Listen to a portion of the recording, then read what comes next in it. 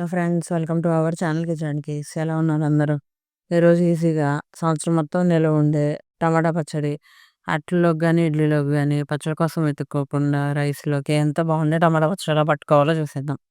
ముందుగా 1 కేజీ టమాటాలు తీసుకొని వీడియోలో చూపించిన విధంగా శుభ్రంగా వాష్ చేసుకొని ఒక క్లాత్ మీద వేసి తుడుచుకొని పేయింది కట్ చేసుకొని ముక్కల్లా కట్ చేసుకొని పక్కన పెట్టుకోండి. ఇప్పుడు పొయ్యి మీద ఒక బాండి పెట్టుకొని బాండి వేడైన తర్వాత టమాటా ముక్కలు అందులో వేసి వాటర్ మొత్తం పోయేంత వరకు మగ్గించుకోండి.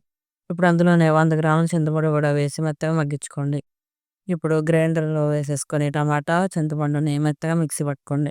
అందులోనే మెంతులు, చిన్నుల్లిపాయ ఇది కూడా మిక్సీ వేసుకున్నది వేసేసుకొని 150 గ్రామ్స్ ఉప్పు, 150 గ్రామ్స్ కారం వేసుకొని మెత్తగా మిక్సీ పట్టుకొని పక్కన పెట్టండి.